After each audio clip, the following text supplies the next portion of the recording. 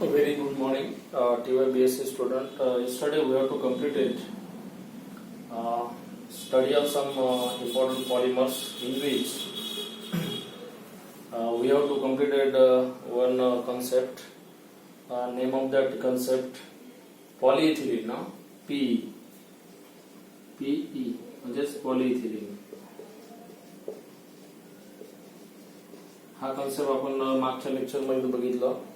आता बघा याच्यामध्ये जे काही याचे प्रॉपर्टीज आहे, what are the characterisation of polyethylene, then what are the base preparation of polyethylene, then uses of polyethylene, then applications of polyethylene. We have to complete it overall characteristic of the particular content. Then we have to discuss, or we have to study today polypropylene. This concept it will be completed at last lecture. Today we are going to discuss about next concept, polypropylene.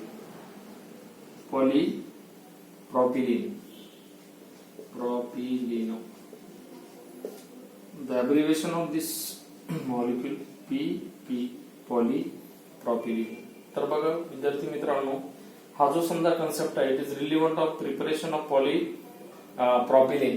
तर बघा हा जो compound आहे, हा compound कोणत्या monomer पासून काय केला जाते, प्रिपेअर केला जाते. तर कशा पद्धतीने तो प्रिपेअर केला जाते, त्याच्यानंतर बघा त्याचं जे काही समजा युजेस असेल, त्याचे जे काही प्रॉपर्टीज आहे, त्याच्यानंतर त्याचे जे काही ऍप्लिकेशन्स आहे, हे ऍप्लिकेशन्स आपण वन बाय वन इथे डिस्कस करणार आहे.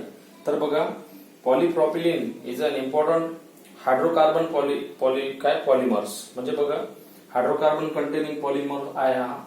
त्याच्यानंतर बघा हा जो मॉलिक्यूल आहे हा प्रॉपिलीन पासून तयार केला जातो. हा प्रॉपिलीन जो आहे हा मोनोमर आहे. तर याची जे काही समजा प्रिपरेशन आहे, हे पॉलिमरायझेशन जे काही मेकॅनिझम आहे, हे मेकॅनिझमच्या माध्यमातून आपल्याला हा पॉलीप्रॉपिलीन हा कंपाऊंड प्रिपेअर करता येईल. तर बघा हा जो समजा कंपाऊंड आहे, आपण त्या कंपाऊंडचं नॉमेनक्लेचर किंवा त्याचं कंपाऊंडचं स्ट्रक्चर लिहून घेऊ. पहिल्यांदा CH2, इथे डबल बॉन्ड CH, आणि याला अटॅच असलेला जो ग्रुप असेल तो CH3. हा प्रॉपिलीनचा मॉलिक्युलर फॉर्म्युला आहे. प्रॉपिलीन म्हणजे बघा या प्रॉपिलीन पासूनच काय पॉलीप्रॉपिलीन पॉलिमरायझेशन स्कीम न काय होते, तयार होते. तर बघा याच्यापासून मिळणारा जो की समजा प्रोडक्ट आहे म्हणजे पॉलीप्रॉपिलीन, तो कशा पद्धतीने प्रिपेअर होईल. तर बघा कधीही समजा जेव्हा समजा एखादा मोनोमर असेल, त्याच्यामध्ये जर समजा डबल बॉन्ड कंटेनिंग कंपाऊंड असेल, तर जेव्हा समजा आपण त्याचे पॉलिमरायझेशन टेक्निक्स मध्ये किंवा स्कीम मध्ये त्याचं कन्व्हर्शन करू, at that situation this double bond it will be reduce. म्हणजे हा डबल बॉन्ड रिड्यूस होऊन जाईल. आणि बघा अशा प्रकारचा तुम्हाला सिंगल बॉन्ड कंटेनिंग काय मिळेल, रिपीटिंग युनिट्स मिळेल. अशा पद्धतीने CH2 आणि इथे CH, आणि याला अटॅच असलेला जो काही ग्रुप आहे तो आहे CH3. म्हणजे इथे CH2 आणि एक हायड्रोजन आटम आपण इथे लिहू. म्हणजे इथे याचा एक रिपीटिंग युनिट्स तयार होईल. त्याच्यानंतर बघा याच्यापासून जे काही तयार होणार आहे तो आहे पॉलिमर. म्हणजे CH2, इथे CH आणि इथे CH, एक हायड्रोजन आटम इथे राहील. म्हणजे बघा हा जो समजा CH3 ग्रुप आहे, आपण याला असं लिहिलं तरी चालेल. म्हणजे या CH ला डायरेक्ट असं अटॅच केलं तरी चालेल. म्हणजे हा जो ग्रुप आहे हा खाली लिहिला तरी चालेल.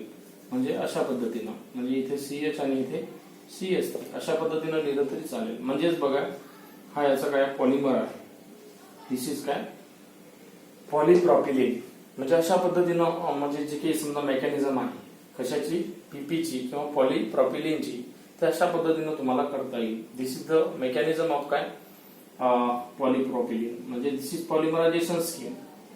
हे पॉलिमरायझेशन स्कीम आहे. आता बघा हे जे मोनोमर आहे, कुठला मोनोमर आहे याच्यामध्ये, हा जो मोनोमर आहे त्या मोनोमर पासून काय तयार केला जाते, हा पॉलीप्रॉपिलीन तयार केलं जाते. पॉलीप्रॉपिलीन. आता बघा अशा पद्धतीनं जे काही समजा मेकॅनिझम आहे हे जस्ट प्रिपरेशन आहे. तर बघा हा जो समजा कंपाऊंड आहे, या कंपाऊंडचं जे काही समजा प्रॉपर्टीज आहे, कशा पद्धतीने प्रॉपर्टी असतील किंवा त्याचे कॅरेक्टरायझेशन काय आहे ते आपण इथे याच्यानंतर बघणार आहे. दिस इज जनरल रिएक्शन. हे जनरल रिएक्शन आहे. जनरल रिॲक्शन किंवा मेकॅनिझम कन्सिडर करू याला. दिस इज अ मेकॅनिझम किंवा प्रिपरेशन ऑफ पॉलीप्रॉपिलिन म्हणजे पीपी. आता हा पीपी जो काही समजा कंपाऊंड आहे तो लक्षात ठेवा. आता बघा याची properties. What are the properties are main properties of this PP किंवा पॉलीप्रॉपिलिन. याची प्रॉपर्टी बघू. प्रॉपर्टीज. आता प्रॉपर्टीज मध्ये बघा म्हणजे तो कंपाऊंड लिक्विड आहे, सॉलिड आहे की गॅसेस आहे हे त्याच्यानंतर त्याचा मेल्टिंग पॉइंट किती आहे, त्याच्यानंतर म्हणजे त्याला म्हणजे कशा पद्धतीने समजा आपण प्रिपेअर करतो, त्याचे जे काही समजा स्कीम आहे कशा पद्धतीने आहे हे आपण त्याचे जे काही बेसिक प्रॉपर्टी असेल त्या प्रॉपर्टी मध्ये बघू.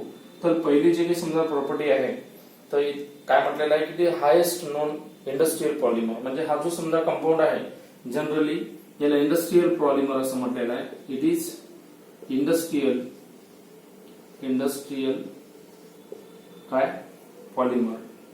हा इंडस्ट्रियल पॉलिमर आहे. त्याच्यानंतर बघा दुसरं जे काही समजा याचं कॅरेक्टरायझेशन आहे जे काही प्रॉपर्टीज आहे ते काय काय बघा. It is thermoplastic polymer.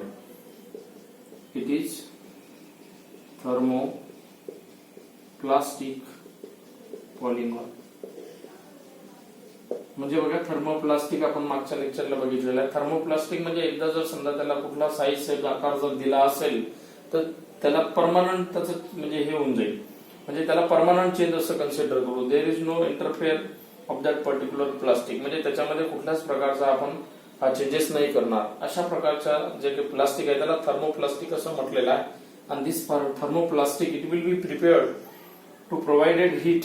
जेव्हा समजा आपण त्याला हीट प्रोव्हाइड करू at that situation we have to get thermoplastic polymer. म्हणजे अशा प्रकारचं पॉलिमर मिळेल. कशाना when we have to provide heat or temperature. म्हणजे हीट आणि टेम्परेचरनं जे काही समजा आपण जे काही टूल्स किंवा टेक्निक्स आपण प्रिपेअर करतो, जे काही डेली नीड्स किंवा आर्टिकल्स तयार करतो कशाचे थर्मोप्लास्टिकचे, तर त्याच्यामध्ये कुठल्याच प्रकारचा चेंजेस करता येणार नाही. That is permanent change. Permanent हे कन्सिडर करू आपण. इफेक्ट परमनंट इफेक्ट म्हटलं तरी चालेल. त्याच्यानंतर बघा नंतरची जे काही समजा याची प्रॉपर्टी आहे ती प्रॉपर्टी आहे इट इज हाय स्टिफनेस. म्हणजे बघा इट इज हाय स्टिफनेस. त्याच्यानंतर बघा हार्डनेस म्हणू आपण त्याला. हार्डनेस. अजून बघा हार्डनेस टेन्साइल स्ट्रेंथ. म्हणजे बघा हा जो समजा मॉलिक्यूल आहे पॉलीप्रॉपिलिन तो अतिशय समजा हार्ड असतो. म्हणजे तो कठीण असतो किंवा कडक असतो. आताच तुम्हाला सांगितलं की थर्मोप्लास्टिक जी काही प्रोसेस आहे या प्रोसेसच्या माध्यमातून तो कंपाऊंड काय केला जातो प्रिपेअर केला जातो. तर बघा त्याच्यानंतरची जे काही समजा प्रॉपर्टी आहे कशाची पॉलीप्रॉपिलिनची, जे काही समजा त्याचं मेल्टिंग पॉइंट असेल ते मेल्टिंग पॉइंट सुद्धा आपल्याला इथे डिटेक्ट करता येईल. म्हणजे इट हॅज मेल्टिंग पॉइंट. म्हणजे एमपी म्हणजेच काय मेल्टिंग पॉइंट. तर जवळपास जो काही मेल्टिंग पॉइंट असेल हा याचा काय हाय आहे 160 म्हणजे 160 degree Celsius up to 170 degree Celsius याचं काय मेल्टिंग पॉइंट आहे. त्याच्यानंतर बघा नंतरची जी काही समजा प्रॉपर्टी आहे ते काय म्हटलं आहे. पाचवी प्रॉपर्टी असं म्हटलेलं आहे की it is resistance to many chemicals like काय ऍसिड अल्कलाइन ऑइल. म्हणजे बघा याची जी काही समजा अजून नंतरची जे काही रेजिस्टन्स टू मेनी म्हटलेलं आहे. It is resistance to many काय म्हटलेलं आहे केमिकल्स. म्हणजे याचं जे काही समजा रेजिस्टन्स असं म्हटलेलं आहे. It is resistance to many chemicals. म्हणजे वेगवेगळ्या केमिकल मध्ये याचं महत्वाचा काय असतो रोल असतो. जसं समजा ऍसिड, त्याच्यानंतर ऍसिड्स, त्याच्यानंतर अल्कलीज आणि नंतरचं आहे ऑइल्स इटीसी. म्हणजे बघा हे जे समजा मॉलिक्यूल आहे हे जे समजा पॉलिमर आहे त्या पॉलिमरचं वेगवेगळ्या केमिकल मध्ये काय होतो इन्व्हॉल्युशन असतो.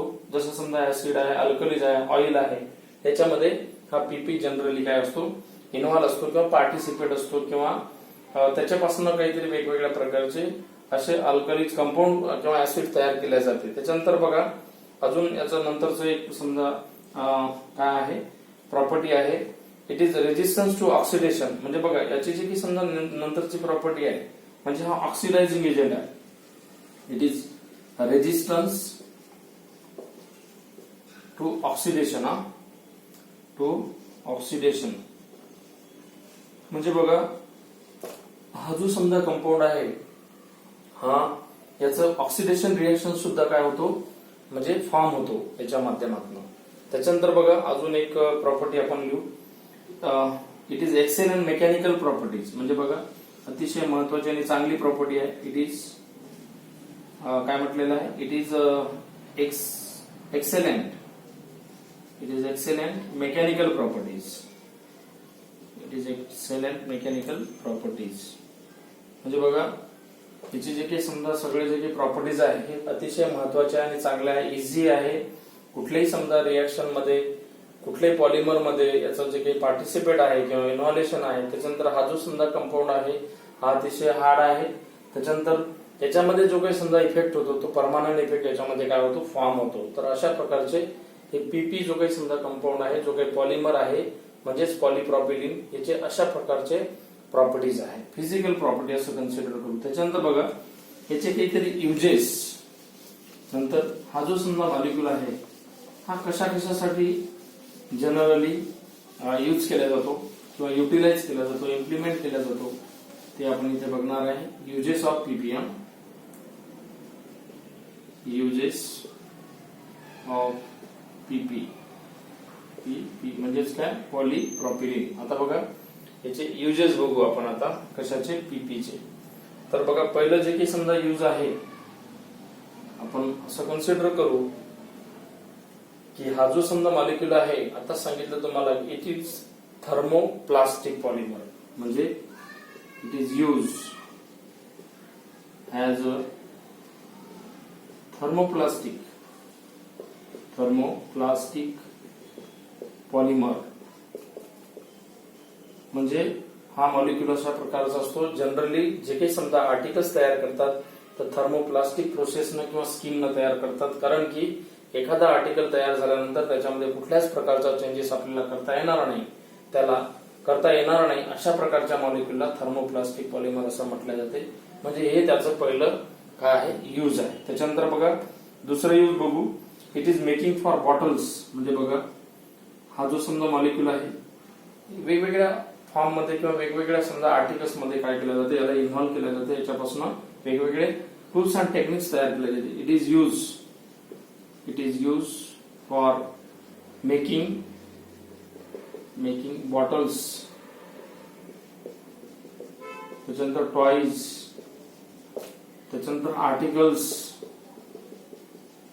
म्हणजे number of articles we have to prepared on the basis of PP किंवा पॉलिप्रॉपिलिन. म्हणजे आता बघा जनरली जे काही समजा आपण डेली नीड्स मध्ये जे काही आपण जे काही वस्तू किंवा जे काही साहित्य आपण युज करतो, जे काही ऑपरेट करतो त्याच्यामध्ये जवळपास आपण जनरली पॉलिप्रॉपिलिनचे जे काही समजा मॉलिक्यूल असेल किंवा पॉलिप्रॉपिलिनचे आर्टिकल्स असेल किंवा टूल्स अँड टेक्निक्स किंवा टॉईज असेल तर हे आपण जनरली त्याचे जे काही समजा इन्व्हॉल्युशन आहे तर पॉलिप्रॉपिलिन त्याच्यामध्ये मॅक्सिमम अमाऊंट मध्ये काय असतो इन्व्हॉल्युशन असतो. त्याच्यानंतर बघा याचा नंतरचं यूज बघू आपण.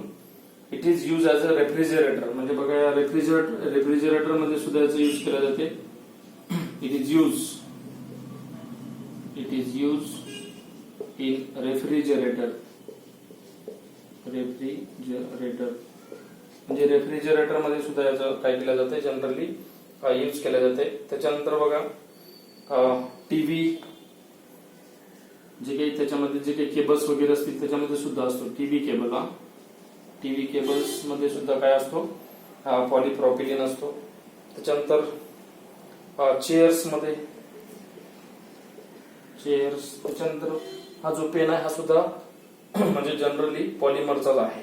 त्याच्यानंतर बघा अजून याचे काही युजेस आहे. असं म्हटलेलं आहे की it is use for making articles झालेला आहे स्टरलाइज मेडिकल अप्लिकेशन. म्हणजे बघा मेडिकल जे काही समजा काही अप्लिकेशन्स आहे it is use for medical applications. म्हणजे बघा जनरली मॅक्सिमम जे काही समजा टॅबलेट आहे ते पॉलिमरच्या काही तयार केले जाते. त्याच्यानंतर बघा जे काही समजा टॅबलेटवर जे काही रॅपिंग आहे, कोटिंग आहे, हे कोटिंग सुद्धा या प्लास्टिक पासूनच जनरली तयार केले जाते. काही प्लास्टिकचे जे काही समजा बॉटल्स आहे, ते बॉटल सुद्धा मेडिसिन जे काही बॉटल आहे किंवा मेडिकल रिलेटेड जे काही समजा टॅबलेट्स वगैरे आहे, जे मेडिसिन आहे, maximum medicine it will be prepared on the basis of this polypropylene. म्हणजे नंबर ऑफ जे काही समजा कोटिंग मटेरियल आहे किंवा जे काही समजा रॅपिंग मटेरियल आहे ते प्लास्टिकच्या माध्यमातूनच काय केले जाते, तयार केले जाते. त्याच्यानंतर बघा नंतरचा जो काही समजा कन्सेप्ट आहे आपण नेक्स्ट लेक्चर मध्ये बघू. थँक्यू. तर म्हणजे नंतरच्या कन्सेप्टचं नाव आहे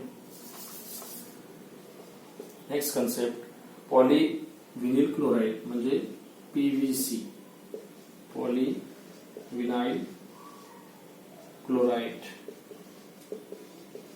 आता बघा हा जो कन्सेप्ट आहे आपण नंतरच्या लेक्चर मध्ये बघू.